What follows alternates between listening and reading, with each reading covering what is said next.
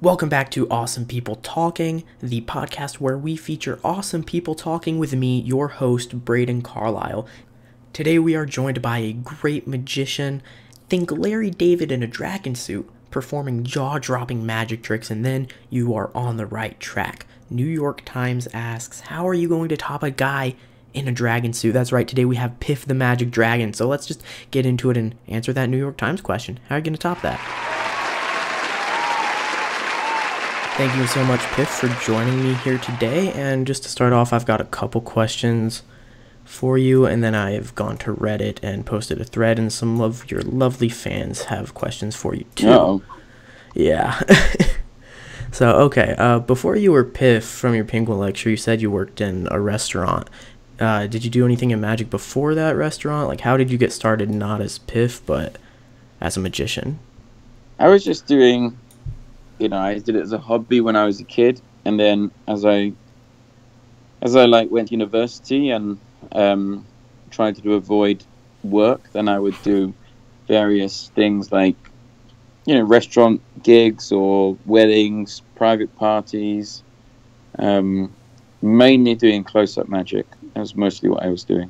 All right, so just a bunch of close-up magic stuff and not really anything on stage. Did stage start after Piff came? Yeah, I was doing little bits on stage, but not much. Doing Piff got me a lot of stage time. Right, that's awesome. And now you're Piff all the time, pretty much, and everything in your show is original. Can you talk about your process for creating? Yeah, I try and start with the idea first, of what would be a funny concept, whether it's shooting a dog out of a cannon or a dog escaping from a straitjacket or a mind-reading fish. I try and find those ideas first, and then I work backwards from there and see what the trick will be. Right, and now the dog shooting a dog out of a cannon, that one, you pretty much say that one lost you America's Got Talent? Well, only as a sort of... Right. Not really. I doubt it did. But certainly when we were doing America's Got Talent, then I thought it would be funny to get to the finals and lose. So I had a couple of... I pitched a couple of ideas to the producers of doing a trick where I vanish from stage at the end of the show, or doing a trick where I was supposed to reappear at the back of the theatre and then not reappearing at the back of the theatre. And in the end, I thought, well, people got so upset when I did a trick. I did a trick with 4 boxes where Piffles was apparently in the box. Right. And we destroyed the other 3 boxes. And, we opened up the last box and Piffles was safe and sound. And people got so upset by that. I thought, well, if I shoot a dog out of the cannon, then there's no way we're going to win. So let's do that.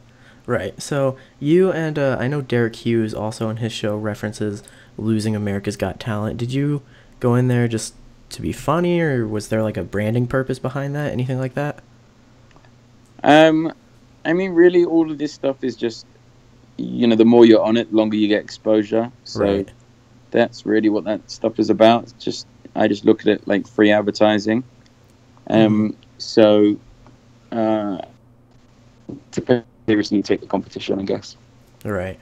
And so going back to the pretty much everything in your show being original, and how do you decide what gets put in your show and what doesn't get there? Do you ever fully develop anything just to decide it's not quite Piff the Magic Dragon I didn't material? decide that. The audience would decide it. Yeah. If we try something and it just keeps not getting a reaction and it keeps not progressing, then eventually I'll go, okay, well, this isn't working out. Right. All right. And you in your penguin lecture said you went to college for IT, is that right? That is true, yeah. Yep. I did computer science at college. Somebody on Reddit wants to know, do you ever use your computer science? Does that ever help you with creating anything? No, never? Never. Okay. I use it. I do a lot of, admin work, so I'm always on a computer, but I know how to fix my computer when it goes wrong. Well, that's good to know. That's about how useful it is. Right. So then after university, you did theater training, right? Yeah. Yep. So how does that help you as a magician? Well, I guess so. I mean, it just, I think people have got the propensity to overthink things too much, and but obviously being able to stand up on stage and speak clearer and understand the basics Right. is helpful, really. Yeah, for sure. But it's the most helpful thing is to be objective about who you are and whether what you're doing is good enough or not. I mean, that's the most objective. That's the most important thing. Right, just knowing your character and staying true. Not even a character. I mean, there's no, like character is a very weird concept in magic because in life people are constantly acting out of character. Right. You always get a thing of like, oh, somebody murders 12 people and their neighbors are like, oh, he seemed like the nicest guy.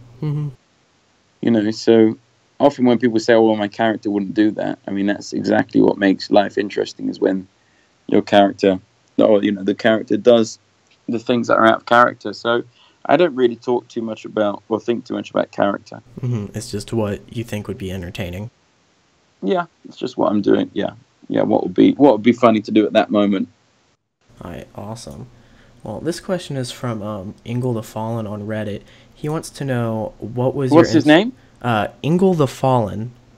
Ingle the Fallen is yes. his name. These are their usernames. Yeah, I guess so. He's an Ingle who has fallen. What? First of all, what's an Ingle? Second of all, what did he fall from? Grace? I don't know. I don't know. Yeah. I'm not sure. Well, let's do his question and then we can maybe judge his backstory. He wants to know, what was your inspiration for Love and Other Magic Tricks, and what made you move away from this style and embrace Piff more? And I have a question about that question, actually. Wasn't Love and Other Magic Tricks, isn't that the one you say in your lecture failed spectacularly? The original, the very, very original. The first time. Version that we did, which was like a 9-minute version. Gotcha. And then, and it sort of went on to become I can't remember how long it was, maybe an hour, 70 minutes, like a 70-minute piece. I thought it was just that, like, 10-minute one, 9-minute. Oh, no, that did crash and burn. That was horrific. But what was his question? What was your inspiration, and what made you move away from that style? So I thought there wasn't much theatrical magic that I'd seen, and it's there wasn't much magic that was different from either a sort of silent manipulation act or a pick a card, how do you do that kind of style thing. So I did that. That was my impetus behind doing it, and I had a good time doing it. But at the end of the day, I was looking at it and what I wanted to do with it when I was reviewing what I was, the performance. It ended up not being what I wanted to look like, if that makes sense. Right. Whereas with Piff, the ideas I had in my head, when I would do them and when I would look at them, I would go, okay, that's what I wanted. That's what I wanted to do. So I guess I felt like I couldn't achieve. For whatever reason, it didn't suit me, or I wasn't capable of achieving what I wanted to do in that Love and Other Magic Trick show. But that Piff thing suited me, suited my personality and my strengths a lot more. So Piff has pretty dry humor. Does John Vanderput as well? Yeah. I think certainly a lot of that that act is a reflection of who I am. Gotcha. So, based on that question, what would you say Ingle has fallen from? I'm gonna say a ladder. A ladder? That's a good guess. I don't know. Maybe he'll tell me sometime. This question is from Drunk Canadian Guy, which is pretty self-explanatory. Much easier to understand. Straightforward. And his question probably involves drinking. Do you have a best heckler story?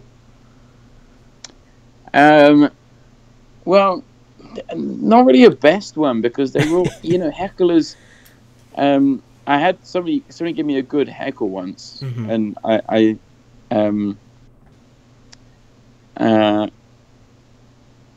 they were talking and they said, "Oh, I used to do magic," and they said it in a sort of derogatory way. So I said, "What happened? You couldn't hack it?" And they said, "No, I grew up," which was pretty great. And they didn't even. I don't think they even meant it negatively, but they were just sort of saying what happened. Right. But that was a pretty good burn. But most times, hecklers are just drunken. They sort of just ruin the show. They just get in the way of being able to do the actual show. So there aren't really many good heckler stories that I have. Would you say your show encourages heckles though a little bit because you're pretty It confrontational?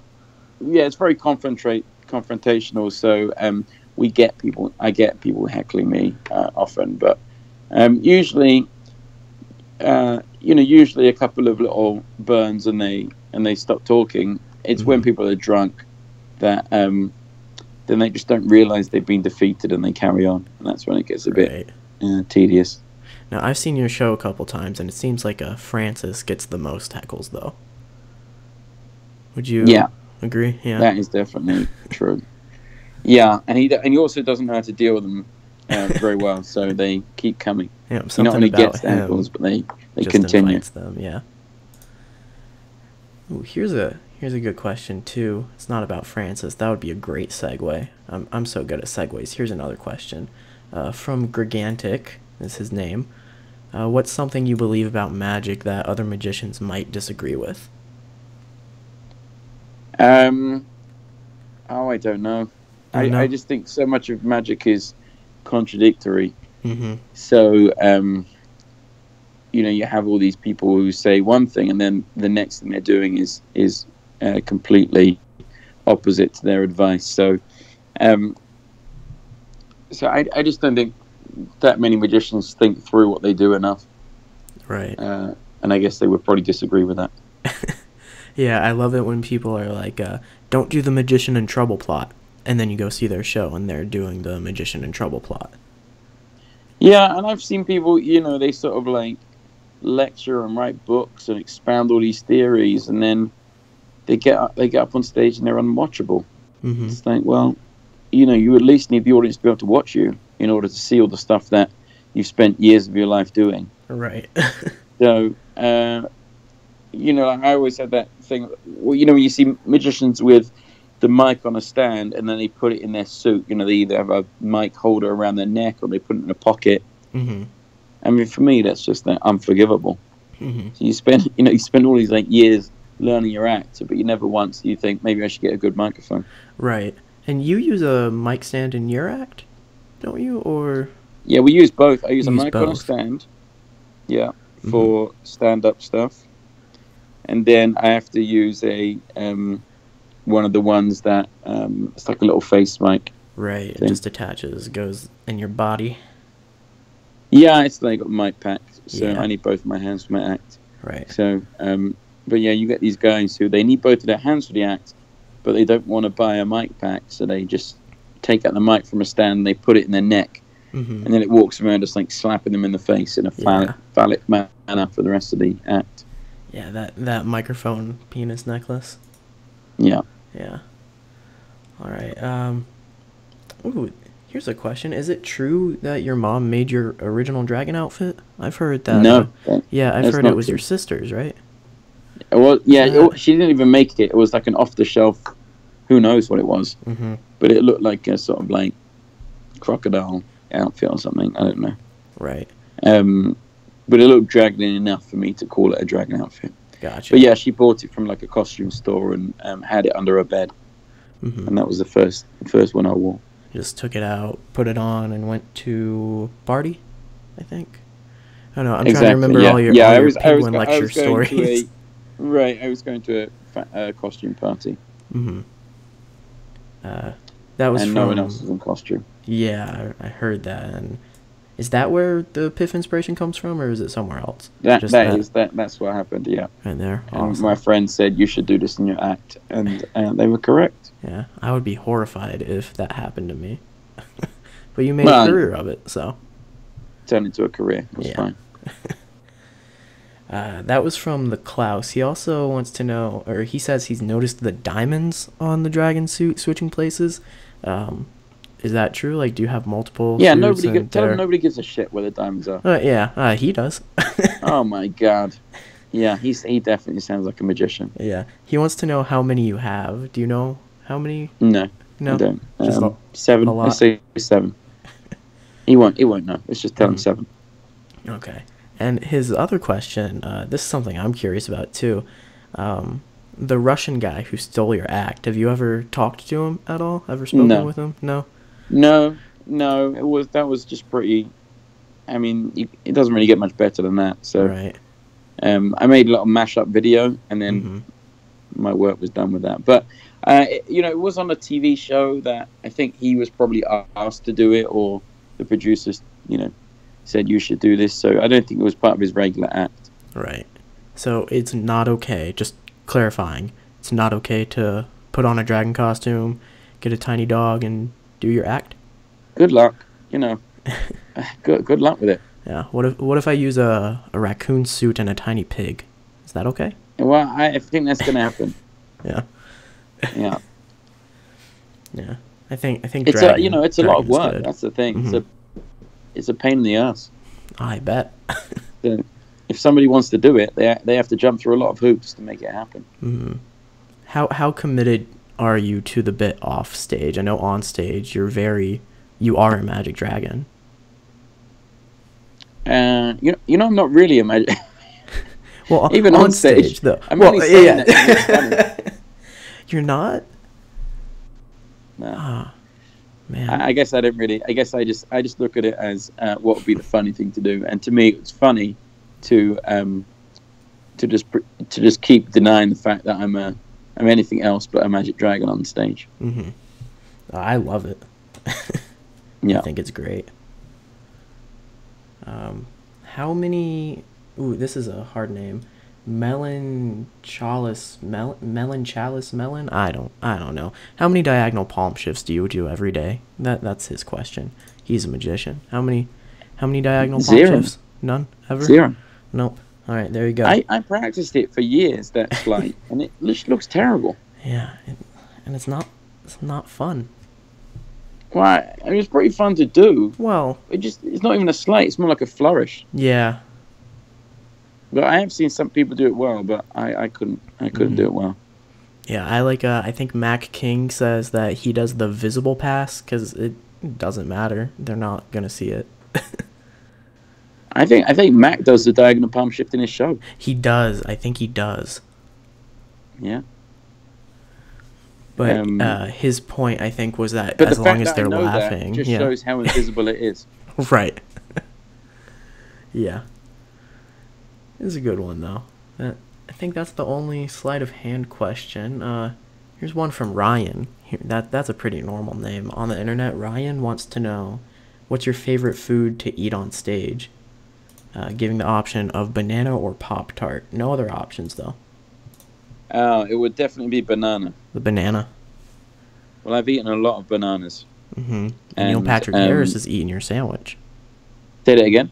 Neil Patrick Harris is eating your sandwich. He has, but banana is one of those foods you can eat for a long time, over and over again, and doesn't really wear out. Whereas other more exotic foods, you will deeply regret that on the 5th attempt. Yeah. It's amazing how quickly you become sick of something. So, kind of piggybacking off of that diagonal palm shift question, how many bananas do you eat each day? I try to eat... currently on tour, I eat banana every show. Yeah. So but there are no bananas in the Vegas show. None in the Vegas show? No. I've never seen your Vegas show, I guess. Well, it's different to our tour show. Yeah. This is a question. Are you ever going to try to go on Penn and Teller again to try to fool them? Or are you not to try and fool them? them? I went on it last year and did a spot with them, and we just filmed a spot for this year's show as well. So that'll be out later in the year. But I'm Awesome. certainly not going to go on and try and fool them. Yeah, just to do a friendly trick with them for their ending thing. Yeah, exactly. Yeah, we do it. Pretty much. Yeah, we did trick. Now we do bits together. So Yeah. last year we did a bit together, and this year we did a bit together. Yeah, you did a bit together on America's Got Talent too, right? We've done 2 bits together. Yeah. Ah, 2.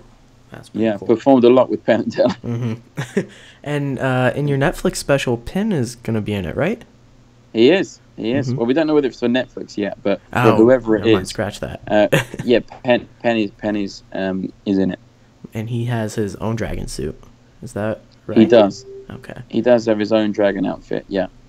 He is your father? Your Magic Dragon father? Or Right. He's Pop the Right. Magic Dragon. Pop the Magic Dragon. I like that. Yeah. And speaking of Penn, here's a question.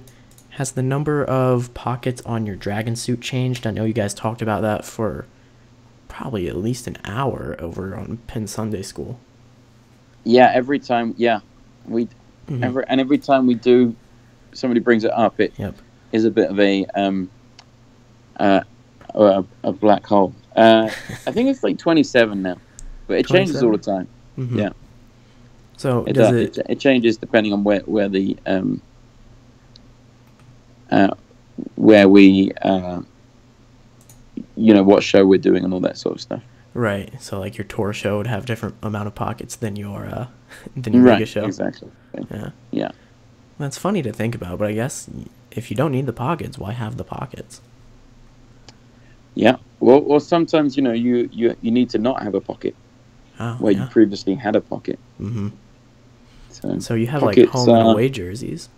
right. Pockets are very it's a very nuanced area. Mm-hmm. I'm wearing jeans right now, so I've got 5 pockets, but Yeah. yeah, Nothing not- to write home about. not 27. No. No. Do you think there's any magician that has more pockets than you? Oh, that's a good question. I don't know. I don't know. I would think 27's up maybe. there.